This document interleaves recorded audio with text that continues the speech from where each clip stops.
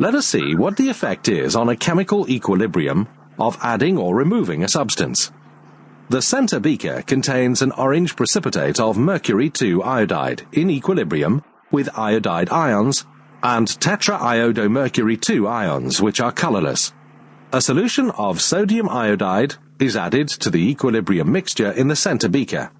The addition of iodide ions makes the orange precipitate disappear.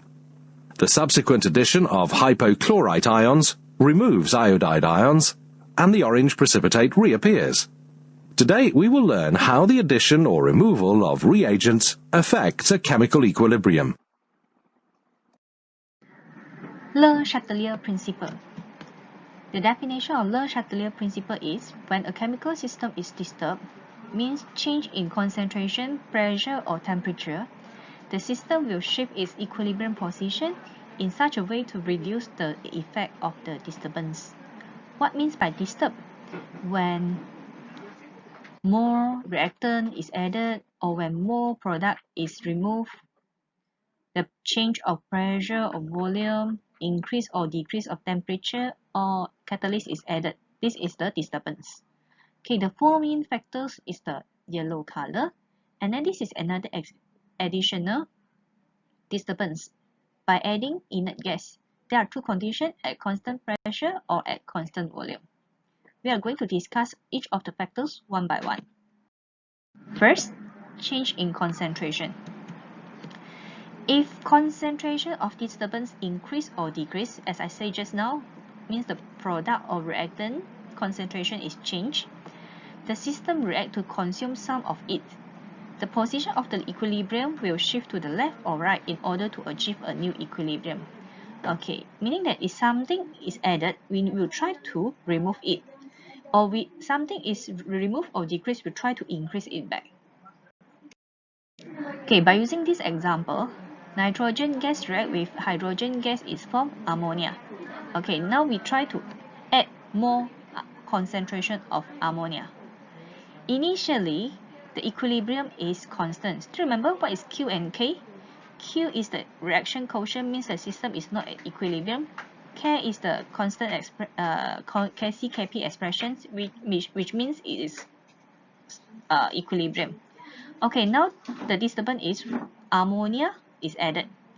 Now the concentration of ammonia is increased. So the system is not at equilibrium. Q is not equal to K. So we will try to reduce the disturbance by decrease the concentration of the ammonia until the net of reaction achieve equilibrium. So proceed to the left until Q equal to K. Meaning that when the concentration of ammonia is increased, we try to reduce it by shifting to the left to form more reactant. Okay, keep in mind, okay, this is the original equilibrium, and then there are some changes. So you try to increase the concentration of the reactant for hydrogen and the concentration of nitrogen. And then just now the ammonia is added, so the concentration of ammonia is increased. So we try to reduce it in order to achieve new equilibrium, which is K equal to Q or Q equal to K. The disturbance, the effect caused by the addition of ammonia is reduced but not eliminated. Please keep in mind. We always have to identify the disturbance first when predicting the equilibrium shift. As I just said just now, there are four main factors, which are concentration, pressure, and volume. Why pressure and volume come together? Because when pressure increase, volume decrease, or when pressure decrease, volume increase. This is according to Boyle's law. And temperature, catalyst. Okay, so this is a summary for concentration. Okay, A, B are the reactants, C and D are the product. So when increase the concentration of product, what happened? So when increase the concentration over here, okay, the system will try to reduce the concentration to increase the concentration of the reactant, shifting to the left. If the concentration of product is decreased, we will try to increase back the concentration of the product. Okay, the reactant will try to the system will try to shift to the right, means form more product. Okay, same for concentration of reactant. when the concentration of reactant increase, so the system will shift to the right, okay, in order to reduce the concentration of reactant and increase the concentration of product. And the last one, decrease the concentration of reactant, the system will shift to the left in order to form more concentration of reactant. Okay, again, you have to always remember when we deal with the little Chatelier Principle, the equation we have to check if liquid and solid still ignore. Let's try exercise. To improve air quality and obtain a useful product, sulfur is often removed from coal and natural gas by treating the fuel contaminant hydrogen sulfide with oxygen too. So this sentence is about the information. The most important thing is this equation. So this is a balance equation. And then always take note the phase of the compound. So gas, solid. If solid, we ignore. Next, this one is H2O, steam, because in gas. So what happened to, okay, there are 4 questions, and then we need to explain. Now we check one by one. Okay, based on this equation, what happened to the concentration of H2O, steam, if oxygen is added? Okay, now the concentration of oxygen is increased. So this is a disturbance. How are we going to do to ensure that the disturbance until the equilibrium is achieved? So we counteract by reduce the disturbance means reducing the concentration of oxygen. How to reduce the concentration of oxygen? So we need to shift the system to the right, means form more product. So now the concentration of H2O steam increase in order to decrease the concentration of oxygen. So when we explain, right, we can explain like this. When the reactant oxygen are added to the system in equilibrium, the equilibrium will shift to the right. Okay, we have to mention the equilibrium position, shift to the right. Why? The purpose of shift to the right is to reduce the disturbance by reducing the concentration of oxygen and increase the concentration of H2O steam until equilibrium is reached, means for more H2O steam.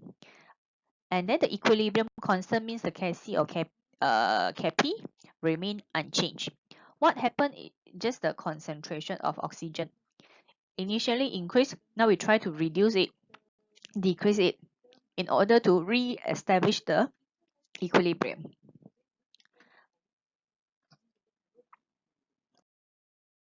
B. What happens to the concentration of hydrogen sulfide if oxygen is added? So now the concentration of reactant increase. Okay, so the concentration of oxygen increase, the equilibrium is disturbed. So if we want to try to re-establish the equilibrium, right, we will try to reduce the disturbance by reducing the concentration of oxygen. If you want to reduce the concentration of oxygen, we need to form more product. So the system will shift to the right, okay, in order to decrease the concentration of H2S, means hydrogen sulfide. Yeah, because hydrogen sulfide and oxygen both are the reactants. So we want to try to reduce the concentration over here, okay, in order to re-establish the equilibrium. Okay, so explanation you can write like this. When the reactant oxygen are added to the system in equilibrium, the system will shift to the right. Why? Because we want to reduce the disturbance by reducing the concentration of oxygen and decrease the concentration of hydrogen sulfide until the equilibrium is reached, or re-establish the equilibrium means form more steam water. Okay, equilibrium constant remain unchanged. Okay, for question C, what happened to concentration of oxygen if hydrogen sulfide is removed? When hydrogen sulfide is removed or the concentration of hydrogen sulfide is decreased, okay, now we will try to increase back the concentration of hydrogen sulfide in order to re-establish equilibrium. Then how? So the system will shift to the left to form more H2S. Okay, now what happened to the concentration of oxygen? Since the system shift to the left, right, so the concentration of oxygen increase. Okay, here is the wording explanation. You can go through it by yourself. Okay, always remember the last point must mention equilibrium constant remain unchanged. I mean the Kc remain unchanged. Okay, for question number D, what happened to hydrogen sulfide if sulfur is added? Since we ignore sulfur because sulfur is solid, so no disturbance because sulfur is a solid, it has no effect on equilibrium. So concentration of hydrogen sulfide unchanged. So this is a summary in explanation for concentration. So this one is exactly same as previous one, or you can make the simple one. Okay, actually the meaning is the same. We have to mention what happened. Okay, where the first point is the disturbance, means the concentration of reactant or product increase or decrease. Then next, the equilibrium will try to re-establish. Okay, to increase or decrease the concentration of the reactant or product based on the question. Okay, now you have to mention the equilibrium position. Either it's shift to the left or shift to the right. And then for Kc would change the equilibrium constant. So you mention equilibrium constant remain unchanged.